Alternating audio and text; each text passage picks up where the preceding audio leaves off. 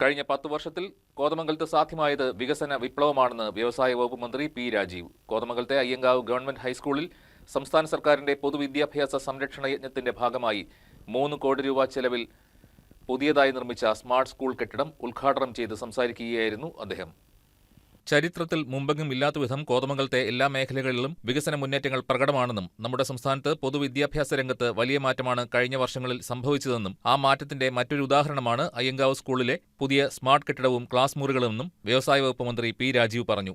സംസ്ഥാന സർക്കാരിന്റെ പൊതുവിദ്യാഭ്യാസ സംരക്ഷണ യജ്ഞത്തിന്റെ ഭാഗമായി 3 കോടി രൂപ ചെലവിൽ അയ്യങ്കാവ് ഗവൺമെന്റ് സ്കൂളിൽ പുതിയതായി നിർമ്മിച്ച സ്മാർട്ട് സ്കൂൾ കെട്ടിടം ഉദ്ഘാടനം ചെയ്ത് സംസാരിക്കുകയായിരുന്നു അദ്ദേഹം.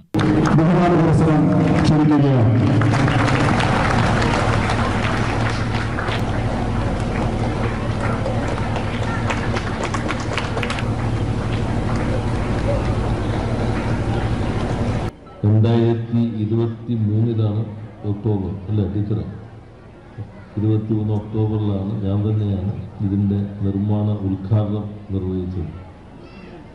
അന്ന് ഞാൻ പറഞ്ഞിരുന്നു, ആരാണ് ഈ കല്ലൊക്കെ ഇട്ട് പോണേന്ന് ആരും ഭാവിയിൽ ചോദിക്കാൻ പാടില്ല.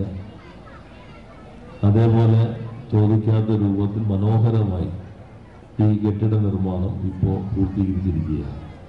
ചടങ്ങിൽ ആന്റണി ജോൺ എം.എൽ.എ അധ്യക്ഷനായി. കോതമംഗലം നഗരസഭാ ചെയർപേഴ്സൺ ഭാനുമതി രാജു മുഖ്യപ്രഭാഷണം നടത്തി. PTA president S. Satheesh, professor Baby M. Varghese, FIT chairman R. Anilkumar, പൊതുമരാമത്ത് സ്ഥിരം സമിതി chairman George Ambat, school headmistress Shantha P. Ayyappan, നഗരസഭാ കൌൺസിലർമാരായ അരുൺ P. ബോബൻ, PR ഉണ്ണികൃഷ്ണൻ, ആദർശ് കുര്യാക്കോസ്, സീത വിജയൻ, ജാൻസി മാത്യു, കുമാരി അശോകൻ, കുത്തുകുഴി സഹകരണ ബാങ്ക് പ്രസിഡന്റ് KK വർഗീസ്, മുൻ bank president advocate VM Bijukumar, മുൻ കൌൺസിലർ വിദ്യാപ്രസന്നൻ, കുത്തുകുഴി യുവജന സമാജം ഗ്രന്ഥശാല പ്രസിഡന്റ് KP മോഹനൻ, പൂർവ്വ വിദ്യാർത്ഥി പ്രതിനിധി N. Ajayakumar, school management committee പ്രതിനിധികൾ, അധ്യാപകർ തുടങ്ങിയവർ ചടങ്ങിൽ പങ്കെടുത്തു.